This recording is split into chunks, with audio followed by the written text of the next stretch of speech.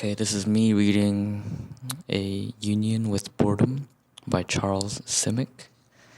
Okay, from 50 Essays. Do people still suffer from periods of boredom even without computers, smartphones, and tablets to occupy them endlessly? There's also television, of course, which in homes of many Americans is on 24 hours a day, making it harder and harder to find a quiet place to sit and think. Even neighborhood bars, the old refuge of introspective loners, now have huge TV screens alternating between sports and chatter to divert them from their thoughts. As soon as college students are out of class, cell phones and iPods materialize in their hands, requiring full concentration and making them instantly oblivious of their surroundings. I imagine Romeo and Juliet would send text messages to each other today as they strolled around Verona.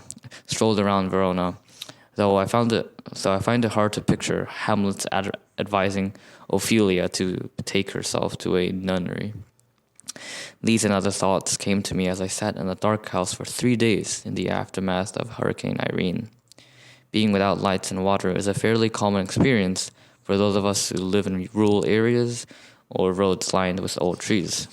Every major rainstorm or snowstorm is almost certain to bring down the lines which, because of the relative scarcity of population, are a low priority for the power company to fix.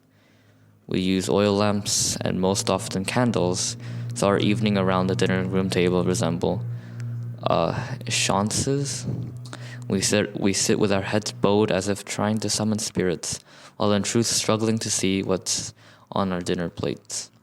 Being temporarily unable to use the technology we've grown dependent on to inform ourselves about the rest of the world, communicate with others, and pass the time is a reminder of our alarming dependence on them. Nights are so boring, my neighbors keep repeating. Our days were not much better with overcast skies that made it even difficult to read indoors. All of this reminded me of the days of my youth when my family, like so many others, lived in a monastic solitude when the weather was bad, since we had no television. It wasn't in church, but on dark autumn days and winter nights that I had an inkling of what they meant when they spoke about eternity. Everyone read in order to escape boredom. I had friends so addicted to books, their parents were convinced they were going crazy, with so many strange stories and ideas running like fever through their brains, not to mention becoming hard of hearing after failing to perform the simplest household chores like letting the cat out. Living in a quiet neighborhood made it even worse. Old people stared out of windows at all hours when they were not staring at the walls. There were radios, but their delights, even the exception of a few programs, were reserved for the grown-ups only. Thousands died of ennui in such homes. Others joined the Navy, got married, or moved to California. Even so, looking back now, I realize how much I owe to my boredom. Drowning in it, I came face to face with myself as if in a mirror. I became a spectator of my own existence, which by turns struck me as being either too real or totally unreal. I recall one day being absolutely sure that time had stopped, despite the loud ticking of my clock in my room. Everything stood still. Walking through a museum, years later, I recall that moment in my room as I passed the statues of Greek and Egyptian gods. They looked at me as bored as I had been. I forgot who said one is bored only in paradise and not in hell. How true, I thought at the time. I remember living in a tenement on the Lower East Side in the late 1950s. The building was so noisy, there was not a chance of being bored for a second. At almost any hour of the day, one could hear several radios turn to different stations at the same time. Husbands and wives arguing, mothers shouting at their children, babies crying, drunks cursing on the stairs, and tenants grabbing and laughing on the front stoops. Everyone had complaints about something or someone. My university friends idealized humanity, not my neighbors. They had a low opinion of almost everyone in the neighborhood.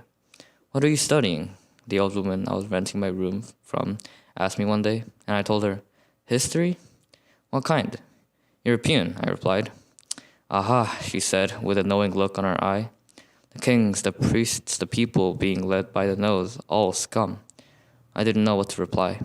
Despite her gloomy view of aristocracy, she fed me like a prince. In fact, the moment one entered our building, several ethnic cuisines came to compete for one's nose with their tantalizing smells, making it impossible, even with all the typical disappointments of youth, to feel sorry for oneself so long. Still, thanks to the hurricane and the hours of darkness that imposed on me, I and many others had a kind of high school union with boredom. It brought about a sudden and unmistakable realization that we are only puppets jerked this way and that way by whatever device we think we are operating.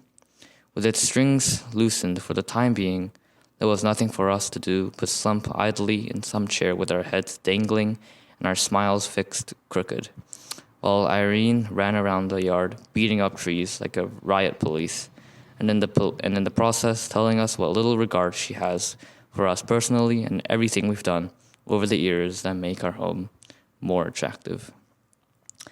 And that's it. Well, that was a good essay.